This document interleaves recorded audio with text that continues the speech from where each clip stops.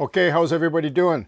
So a little bit of a late term or late build analysis or commentary here just to talk about some of my thoughts and where I'm at right now with the build.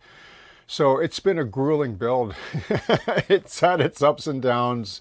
Very rewarding though, but some parts are really tough too. And I just want to mention that that's the way it is. If you want to pull off a model that you're going to be satisfied with, you're going to have your moments. Trust me, right? Like it's just the way it is.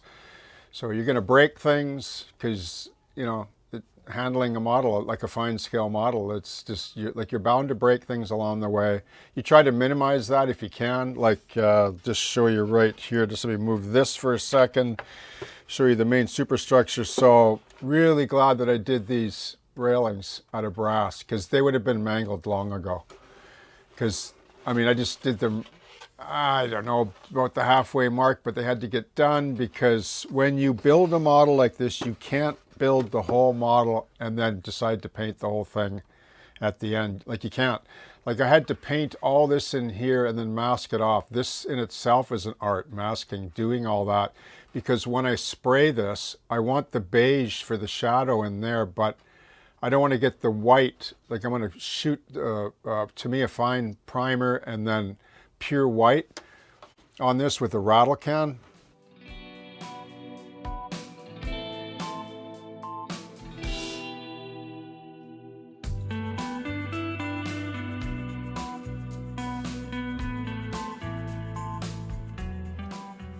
I'm not going to airbrush the sides, not these large panels, because the look I'm after is a more cleaner look with some very mild weathering in the end.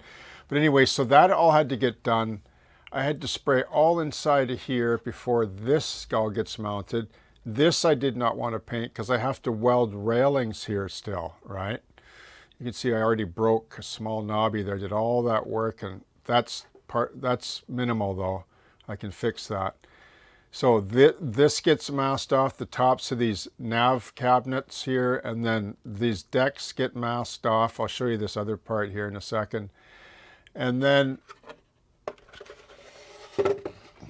you can see the tape down there, like that's all really good. It's weathered, sort of epoxy, no slip sand surface, which I find turned out really good.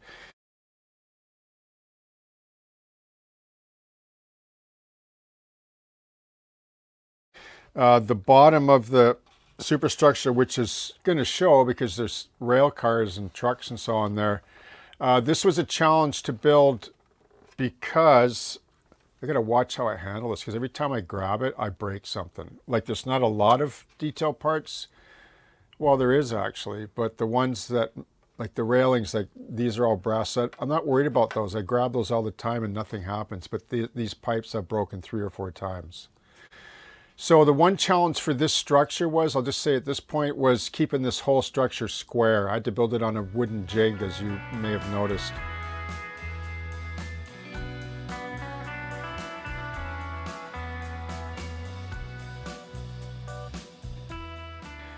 Here's the light bezel pockets for the deck underneath.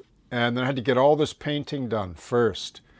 And then strip the paint off the bottom of this to expose this raw plastic so I can get a nice weld integrity to the hull, right?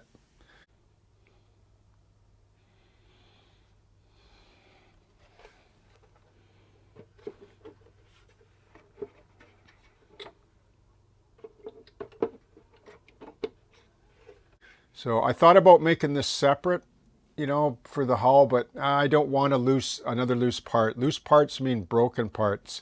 And furthermore, I don't want any light bleed. Like all these gussets sit down tight on the deck. I want this to sit tight because there's a rub rail that goes in there, but that's a little bit later. But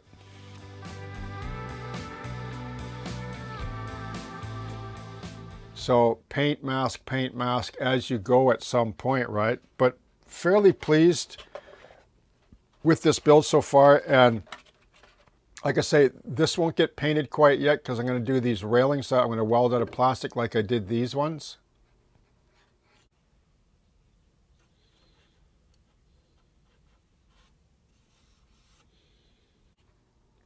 These are plastic. Don't underestimate the strength of plastic. Like, I've already pranged these several times now, and they haven't broken. So brass will bend. These bend, but they spring back. If they're welded good, like use that really hot Tamiya cement. It'll weld these like that's it. Like they become one piece of plastic. Then there's fairings on here that changes the look of the front of the boat as well. Like then all my lights and details and fixtures, like some of these are almost all done. So that's really good. That feels good. Okay.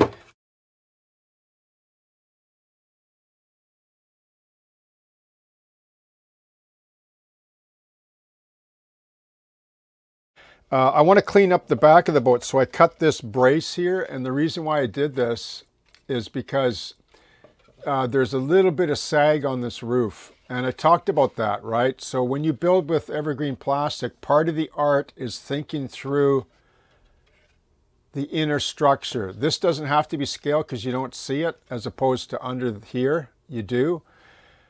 I probably could have added a brace down the center here, but it doesn't seem to have a bow or a sag this way. Okay. I was more after a little bit of a camber there, but I didn't really introduce much in there because it's just kind of a roof with scuppers and drain holes on the edges here. So this here, I want to clean the back of this up because there's light boxes that go in here, and this will be kind of open with dimmers, so I can dim all the lights on the model. So I'm just finishing that up.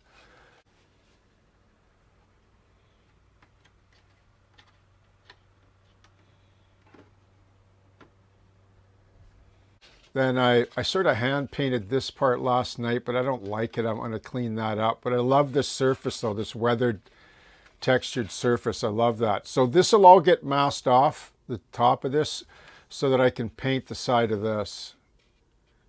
I'm going to primer that, and then, or Tamiya flat coat, like flat white or flat gray, and then I'm just going to rattle can the side of this with the semi-gloss white or flat white. I like to use rattle can Tamiya that I've shown you because they have, the self-leveling of those rattle cans is just awesome. I don't think there's a better paint, personally, for a rattle can that's reliable and dries fast and doesn't go funny. And you can put oils and everything on it, solvents on top of it, even IPA to a point, for like the rattle can version of Tamiya, and it won't cut through. So yeah, so I'm going to mask it off, and then I got to do, look here, I forgot, I got to put a door here and then a toolbox right here, and this will be done. And it just slides right into place, right? Okay.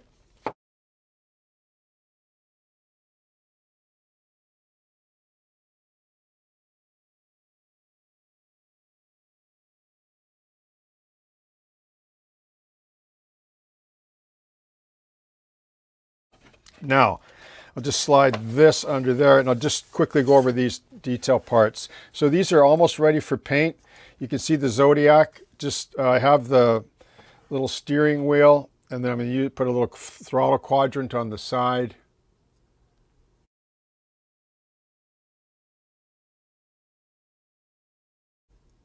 And then I'm going to use this crepe paper. I'm going to make a tarp out of water first. I'll just spray this down. It's just going to be going over the side like that, just a little bit, like it's rolled back, so you can see the whole Zodiac, a blue tarp rolled back.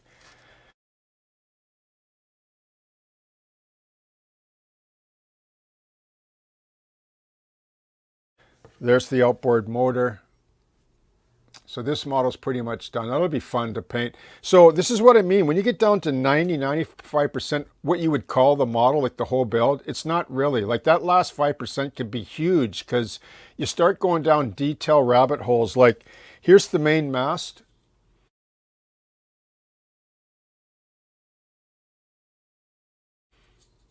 Okay, you see the main mast there. So this, I need to add a gusset plate here and some yard arms for the flags. There's the signal flag and then the main flag, the national flag, and a flag locker down here. So that's almost ready. Then there's the cranes, which I got to still do the cables, which I'll do after I paint these, like they're sort of rusty brown cables that go on the cranes. They're pretty much done.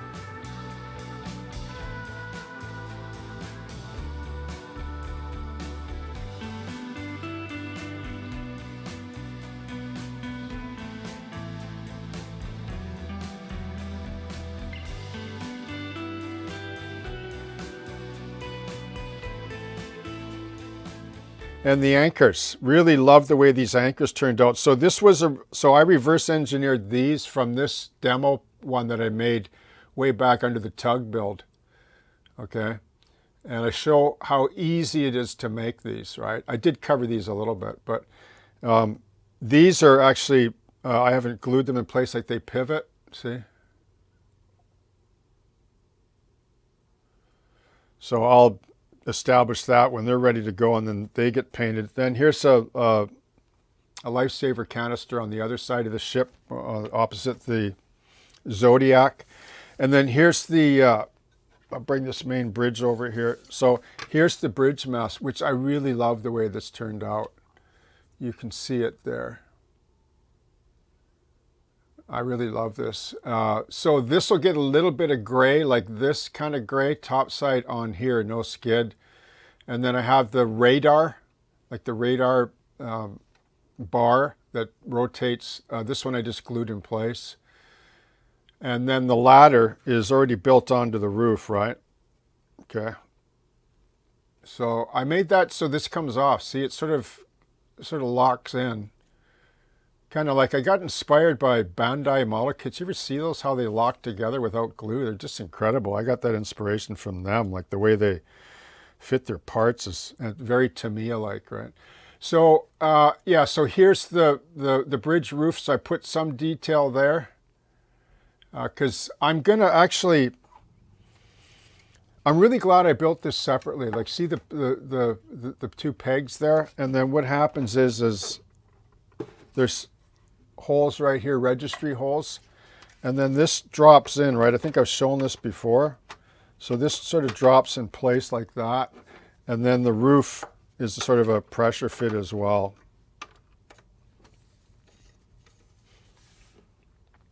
So I really like that because I can take that off near the end, and then I have one grainy, this is where the model gets broken when I do the video. So I have one grainy photo of the inside of this, so I'm going to rework this a little bit more. There's some details on the front side of this bridge, and inside of here I'm going to have to fudge some of that, I guess, because it'll be probably dark anyway, like, but I'll have a light in there, or like one or two lights in there that I can dim. And then all the lights, like these will be functional spotlights, at least this one will be. And then there's a nav light right on the front, like a nav canister. So really happy with the way it's going so far. I feel like I'm getting close, but I know I'm not there yet. And the last 5% can be the toughest, but it can also be the most rewarding. But let me just say this in closing. Like when you're building a model, and we've all done this, where you just get like 90% done, 95, and you just sort of shelf it. It's a weird phenomenon, right? It's almost like we're afraid to finish it or something. But you know what? It's that last 5% where you'll gain all your rewards from not only the satisfaction of finishing a model, which does kudos to your skill set. There's something magical or intangible that happens when you finish a model, like the profound effect it has on your confidence through your practice will take you to another level, okay? So don't forfeit the next level on that last 5%. Push hard, finish that model, and then build the next one. And you will see what you gained by what I just explained formally in the ladder model to follow, okay? So happy modeling. Have a great day, and we'll see you soon. Cheers.